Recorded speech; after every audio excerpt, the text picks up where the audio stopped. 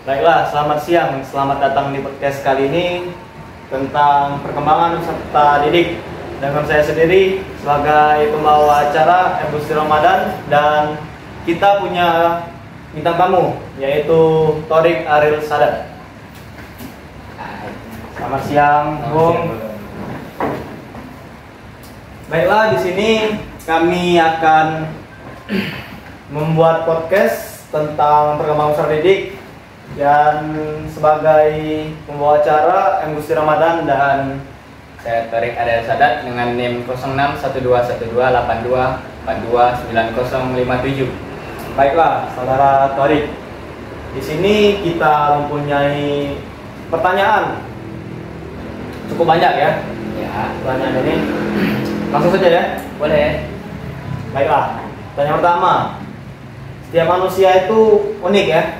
Ya, benar. Manusia itu diciptakan dengan berbagai persamaan dan perbedaan di setiap manusia itu masing-masing yang membedakan manusia lainnya. Nah, ada contoh nih. Sebut saja namanya Satrio. Ya. Satrio itu seorang siswa yang masuk SMK di kotanya. Anggaplah kotanya itu terpencil, yaitu kota-kota yang di ujung lah ya, Ya. ujung itu. Siswa tersebut memilih masuk SMK itu karena saran dan pertimbangan dari orang tuanya, yaitu keluarganya. Alasannya adalah setelah lulus maka akan mudah mendapatkan pekerjaan. Keluarganya termasuk keluarga yang kurang mampu, sehingga akan kesulitan ketika ia mau melanjutkan ke jenjang pendidikan yang lebih tinggi. Nah, di sisi lainnya, Satrio itu sebenarnya tidak berbakat di jurusan SMK dia yang sekarang ini. Dia tuh berbakat di bidang komunikasi. Iya. Tapi dia tuh masuk ke jurusan teknik mesin. Nah, solusi bagi Thorik nih, apa yang bakal diberi ke Satrio kira-kira? Kalau dari saya sendiri nih ya, dia ini kan jadi masuk SMK itu bisa dibilang bukan keinginannya sendiri ya. Iya. Karena faktor orang tua, faktor daerah, faktor ekonomi, ya kan. Nah, jadi mungkin saya sebagai calon guru atau tenaga pendidik ini ya. Jadi mungkin solusi dari saya itu ada dua. Apa tuh? Yang pertama itu dari saya itu kalau memang dia ingin memaksakan ingin masuk ke jurusan komunikasi itu sesuai dengan bakat dia, itu kita bisa salurkan melalui jalur beasiswa. Jalur beasiswa. Ya, kalaupun dia misalnya dari itu pun juga tergantung persetujuan orang tua ya, dari keluarga harus juga itu. ya.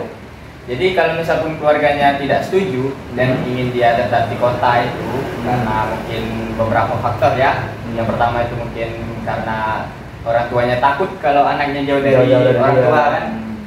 Ya, jadi mungkin yang pertama itu bisa melalui beasiswa. Kalaupun dia memang orang tua yang tidak mengizinkan, mungkin saya akan mendidik anak tersebut ataupun menggali potensi anak itu di bidang teknik mesin itu. Menggali ya. Setiap anak itu kan punya kelebihan dan kekurangan kan. Pasti. Siapa tahu dari dia bersekolah di SMK yang ada jurusan teknik mesin itu, dia mempunyai potensi juga di jurusan tersebut. Kan ya. Siapa tahu kan dia juga punya potensi kan. Ya. Siapa tahu dia dari bisa jadi instruktur gitu kan, bisa jadi misalnya kalaupun dia ingin jadi guru mungkin bisa lanjut S1. Ya. Jadi mungkin itu saja sih saran dari saya tuh. Yang pertama itu bisa mungkin mencarikan beasiswa untuk dia. Itu pun tergantung persetujuan dari orang tua kan. Kemudian yang kedua itu ialah menggali potensi anak itu di bidang teknik mesin itu sendiri. Nah, jadi mungkin itu saja sih, Bung. Oke lah.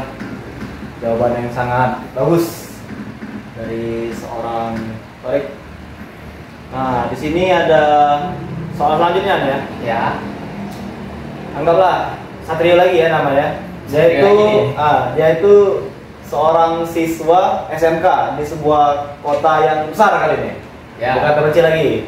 di Pulau Sumatera. Anggaplah itu sekolah yang berkelas ya. Ya. Nah, yang sekarang ini dia itu punya bakat di bidang teknik. Oh, kali ini Ya, bakat ya. punya bakat dia di teknik. Tapi Satrio itu tuh orangnya itu tidak percaya diri, Introvert lah ya. introvert atau malu, overthinking. Oke. Nah, dia itu selalu ragu akan keputusan dia itu. Nah, sebagai calon tenaga pendidik nih ya, solusi apa lah yang cocok diberikan ke Satrio itu sebagai pendidik?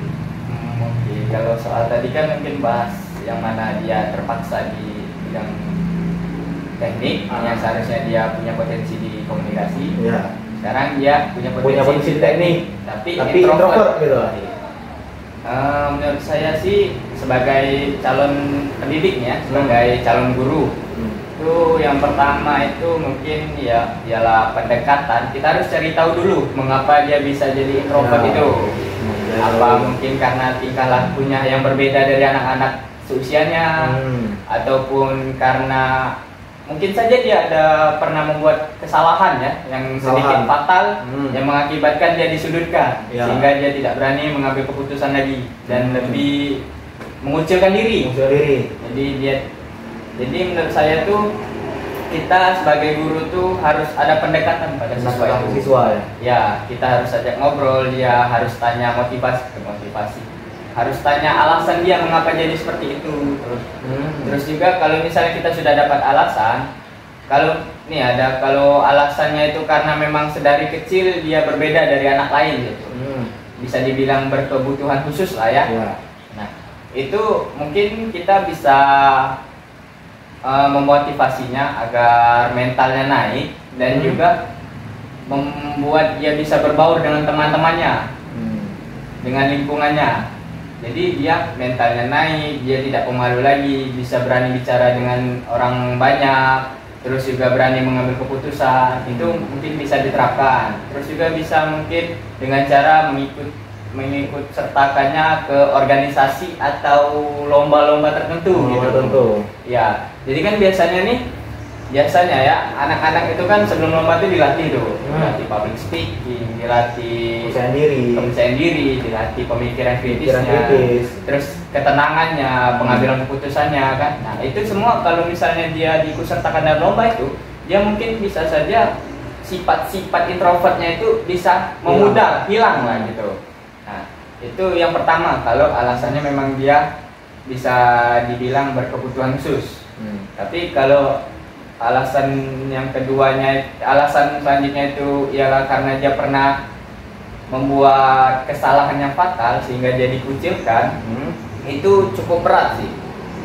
Itu kita harus memotivasinya dengan sangat ekstra, juga harus mengajak teman-teman seusianya untuk ikut memotivasinya. Iya, kita harus mengapresiasi apapun yang dia buat, apapun yang dia lakukan, apapun keputusan yang dia ambil, kita harus mengapresiasinya. Jadi begitu dia mengambil keputusan dan keputusan itu salah, kita tidak harus mengucilkannya. Saling support lah ya. Iya, kita harus saling support. Karena kita manusia, bukan nabi. Tapi kalau semisalnya si anak itu memang tidak mau mendengarkan pendapat dari gurunya atau motivasi dari gurunya, itu gimana ya?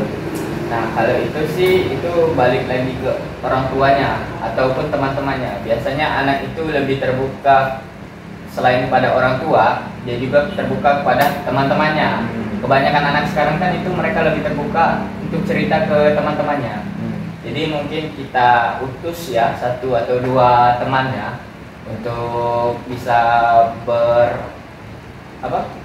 berkomunikasi dengan dia, juga memberikan nasihat dan juga beberapa motivasi agar dia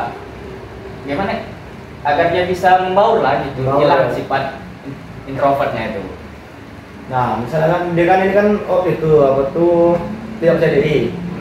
Nah, gimana sih sebagai calon tenaga pendidik nih menimbulkan potensi dari dia nih? Menimbulkan potensi ya. Memaksimalkan potensi yang dia punya itu dalam dunia teknik itu ya. Potensi itu bisa digali dengan kita mungkin memberikan beberapa studi kasus dari pembelajaran itulah sendiri, dengan studi kasus atau dengan apa seperti soal-soal itu kan biasakan kelihatan potensi anak itu. Kalau memang anak itu berbakat di situ, biasanya dia akan lebih mudah untuk memecahkan masalah itu. Nah, jadi untuk menggalinya ialah dengan cara memberikan soal, terus memberikan tugas-tugas studi kasus gitu kan. Nah, terus juga mungkin tambahannya itu kan karena dia pemalu ini kan ya. Jadi dia mungkin akan sulit kalau misalnya ada kelompok. Nah, ya.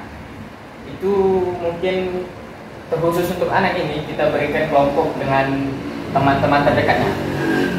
Jadi dia lebih bisa mengekspresikan pemikirannya. Jadi dia tidak hanya istilahnya bisa nyambung lah satu sama lain. Kalau dia sama teman dekatnya, ya kalau dengan teman lain kan dia pasti pemalu lah ya. Ya pasti. Oke, lanjut. Ada soal lagi nih. Oke, sekarang tentang gaya belajar ya. Gaya belajar. Ada siswa itu yang ketika belajar teori nih, seperti guru menjelaskan atau dosen menjelaskan, dia itu kurang semangat dalam belajar. Tapi kalau praktek dia semangat. Nah, seperti ada pepatah teori, tanpa praktik lumpuh, praktik tanpa teori buta. Ya. Jelaskan bagaimana sih cara pendidik membuat strategi pembelajaran yang pas untuk anak itu, supaya dia itu balance lah kesenangan dia dalam belajar teori sama praktek. Jadi untuk gaya belajar sendiri itu sebenarnya itu kan kita tahu sendiri kalau teori dan praktikum itu kan harus seimbang ya. Karena sesuai pepatah tadi, teori tanpa praktik itu lumpuh, praktik tanpa teori itu buta. Ya, karena sebenarnya segala sesuatu yang dilakukan di praktikum itu didasari oleh teori. Tanpa teori, praktikum tidak mungkin bisa berjalan kan? Jadi misalnya kita langsung terjun ke praktikum nih, anak-anaknya langsung kita bawa, terus pasti mereka bingung kita mau ngapain. Nah, pasti kita teori dulu di kelas. Nah, jadi untuk itu tadi kan pertanyaannya bagaimana cara agar siswa tadi tidak bosan dengan teori itu. Cara gaya belajarnya itu mungkin dengan gaya belajar visual, kinestetik ataupun auditori. Itu semua digabung. Ya. Jadi di mana itu guru itu akan menjelaskan materi itu. Terus itu mungkin bisa dibantu dengan proyektor ataupun alat-alat visual lain untuk menggambarkan bagaimana teori tersebut untuk ke praktek selanjutnya. Iya, jadi misalnya teorinya tentang pembubutan nih, itu kan anak-anak atau siswa-siswa itu kan pasti belum tahu gimana itu pembubutan. Nah, jadi mungkin guru itu bisa menjelaskan sambil memperlihatkan, oh anak-anak begini pembubutan itu, gimana mesin itu bekerja, terus gimana orang itu membubut, terus gimana K3-nya berjalan, terus juga gimana konsep-konsep lain dalam praktikum itu berjalan. Jadi ya mungkin dengan cara gaya belajar, 3 gaya belajar tadi digabung, visual, auditori, dan juga kinestetik. Jadi guru itu harus lebih lebih terampil dan juga lebih aktif lah dalam mengajar. Tidak hanya duduk di depan komputer ataupun laptop dan hanya membacakan teori tersebut. Ya, karena kan murid itu bosan kalau diteorikan saja kan? Iya, terkadang guru itu hanya mendongeng. Yang depan mendengar, yang belakang tidur. Biasanya kan? Biasanya begitu, apalagi anak-anak SMK. Pasti itu. Yang mereka pikirkan ya pulang praktikum. Minum dulu, Boleh. Minum dulu. Sebelum lanjut ke soal selanjutnya.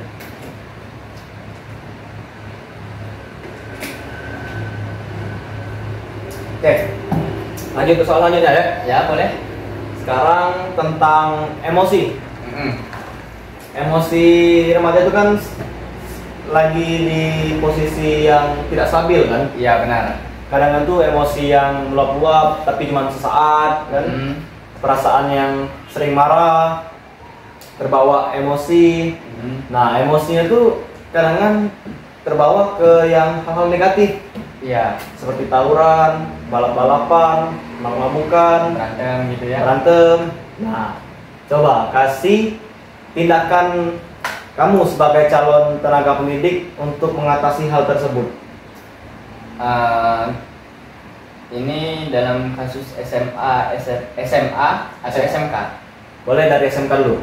Oke, dari SMK ya. Karena saya juga kebetulan alumni SMK di sini ya. Jadi saya sebagai guru tuh, misal nih saya sebagai guru ya, mungkin saya akan menerapkan cara. Biasanya kalau anak SMK itu sulit dinasehati, tapi yang pertama kita harus menasehati dulu. Nasihati dulu. Ya, menasehati. Kalau misalnya emosi itu lebih baik ya ditahan atau diluapi ke hal-hal yang lain gitu. Contohnya tuh? Itu contohnya tuh seperti olahraga, Olahraga. bermain dengan teman, main game-game, game ringan aja gitu. Ringan. Atau tidur gitu kan. Ya cari aktivitas lah supaya emosi itu tidak terluapkan ke hal-hal negatif. Iya. Nah, lanjut tadi ya Bung ya. Iya. Tadi kan itu dengan cara nasihat ya. Dengan cara nasihat. Nah biasanya anak SMK ini sulit dinasehati nih. Biasanya mereka ya kayak apa sih guru itu nasehati mulu gitu. Mereka kan ya karena mereka belum tahu akibatnya dari ya dari emosi saat itu. Mungkin kita ya kalau untuk SMK itu ya, pengalaman saya itu ya, dari SMK saya tuh ada satu guru tuh sedikit keras. Ya dengan cara ya main tangan lah ya. Itu menurut saya agak kurang tepat, tapi bisa dikatakan berhasil. Iya. Dimana ketika emosi saat murid itu sedang naik-naiknya, itu kan terjadi perkelahian, terjadi tawuran gitu kan. Guru itu akan bertindak dengan cara main tangan ya, tampar atau ditendang gitu. Nah, jadi siswa itu bakal ya takut gitu. Tapi itu bukan, saya tidak membenarkan hal itu. Ada gak yang melaporin guru itu? Untuk laporin sih sampai saat ini belum ada, sampai dia pensiun. Jadi lanjut tadi Bung ya, itu selain menasihati dan juga main tangan tadi sebenarnya tidak disarankan. Karena bisa membuat anak itu merasa tertantang juga kan. Kalau kita main tangan, jadi kayak apa sih itu dikit-dikit main tangan, ujung-ujungnya nanti ketika dia besar nanti dia bakal menerapin itu juga ke anak-anaknya. Jadi mungkin selain nasihat, mungkin juga kita melakukan pendekatan, terus juga memberikan kegiatan-kegiatan yang bisa melupakan emosi saat itu, entah dari eskul atau kegiatan seperti tugas gitu kan. Nah, jadi menurut saya itu untuk mengatasi masalah emosi saat itu ialah dengan cara menasehati murid tersebut atau mengajaknya melampiaskan ke hal-hal yang positif tanpa adanya kekerasan. Ya, benar. Nah, kalau balik tadi kan gurunya kan dikit-dikit main tangan, dikit-dikit itu ngajak ribut kan. Nah, bagaimana kalau ada guru yang dikit-dikit panggil orang tua? Ada masalah dikit panggil orang tua. Untuk itu sih sebenarnya panggil orang tua tuh sebenarnya tidak harus orang tuanya ke sekolah, tapi lebih ke guru datang ke rumah. Oh, jadi home visit gitu ya? Iya, karena mengapa? Karena kalau anak itu sampai ketahuan oleh teman-temannya orang tuanya ke sekolah karena ada masalah, pasti anak itu bakal merasa tidak percaya diri lah, Bung. Turun mental ya? Iya, mentalnya turun gitu. Turun pasti itu. Nih, gini aja nih. Ibarat Anda nih ya, Anda sebagai murid nih, saya sebagai guru. Kamu ini bolos terus, ini terus, bla bla bla bla bla bla. Panggil orang tuamu sini. Terus teman sekelasnya lihat orang tuanya datang. Pasti mereka bakal ngeceng-cengin. Iya, ngejudge gitu, ngasih penilaian jelek ke anak itu. Buat anak itu nggak percaya diri. Jadi lebih baik menurut saya guru itu datang ke rumah, terus Diberitahukan secara pribadi. ya memberitahukan pada orang tua ataupun kayak rapat keluarga lah dengan anak itu sendiri, dengan guru dan juga orang tuanya. Jadi orang tua tahu gitu. Jadi begitu misalnya untuk kedepannya orang tua lebih bisa memantau gitu. Lanjut ya Oke. ke soal ini, Soal keberapa nih Bu? soal kelima ini. Waduh banyak nih Bu. Banyak nih kayaknya. Aduh. Nah, di sini ada sebuah contoh ya, ada sebuah kondisi murid itu tuh kurangnya dia itu dalam ekonomi orang tuanya itu menengah ke bawah lah Ya. hitungannya. Nah, dia itu soalnya. Nah, ada seorang siswa yang menempuh pendidikan, yaitu golongan itu menengah ke bawah. Nah, dia itu sering sekali diceng-cengin oleh temannya, itu dikatain, untuk apa sekolah? Kan belum tentu lulus, belum tentu nyampe lulus itu sekolahnya kan. Nah, banyak lagi omongan-omongan teman-temannya itu yang tidak enak untuk didengar. Nah, jika Anda ya berada dalam posisi tersebut, kira-kira apa sih yang bakal Anda lakuin? Penilaian tidak lulusnya itu karena maaf ya, karena tidak pintar atau karena faktor ekonomi keluarga. Karena faktor ekonomi keluarga. Oke. Jadi murid ini dikatakan pintar tidak? Atau tidak juga karena tidak jelaskan? Sedang lah. Oh, jadi biasa aja. Biasa aja gitu. Jadi sebenarnya tuh kalau saya sendiri nih ya, sebagai murid, sebagai siswa tersebut ya, kalau saya itu sebenarnya tuh untuk apa sih mendengarkan penilaian orang lain tuh?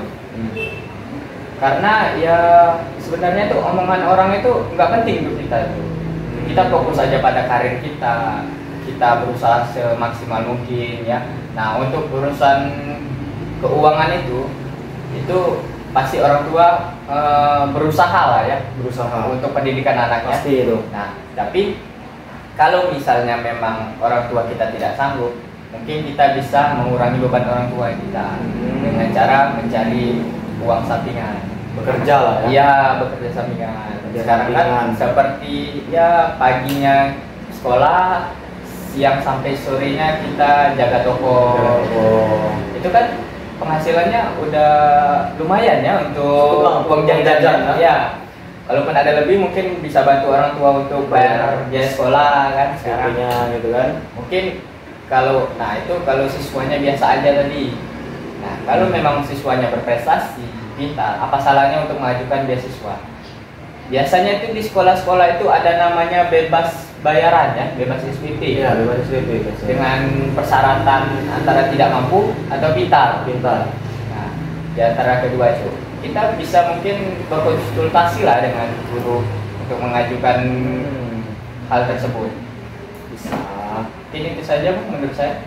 Nah, itu kan kalau Anda di posisi siswa tersebut ya. Kalau Anda dalam posisi sebagai pendidik siswa tersebut, Sebagai pendidik ya. ya. Kalau Sebagai saya sih guru lah, sebagai guru itu ya sama seperti tadi sih. Saya bakal membimbingnya. nasehatin dia dulu supaya ya nggak perlu dengerin omongan orang gitu. Nggak perlu dimasukin hati lah. Didengerin itu perlu omongan orang itu sebagai motivasi kita, sebagai cerminan hidup kita. Tapi nggak usah terlalu dimasukin hati. Karena apapun yang mereka omongin ya belum tentu benar. Mereka nggak ngelihat gitu gimana perjuangan kita, gimana itu. Mereka cuma tahu hasil dan lihat dari luar. Benar nggak Bu? Benar. Ya. Jadi kalau saya sih ya gitulah, nasihatin dulu supaya nggak usah terlalu dimasukin hati omongan orang-orang. Tetap semangat untuk sekolahnya, fokus saja di sekolahnya. Fokus saja. Ya kebanyakan sekarang kan anak-anak dari orang yang maaf nih kurang mampu ya, itu malah ada yang S1, S2 malah. Banyak yang nyampai profesor malahan ya. Iya benar sekali anak-anak dari situ. Karena ya keinginan mereka sendiri. Iya, untuk menempuh pendidikan itu. Jadi mereka berusaha mencari beasiswa, mencari biaya tambahan gitu.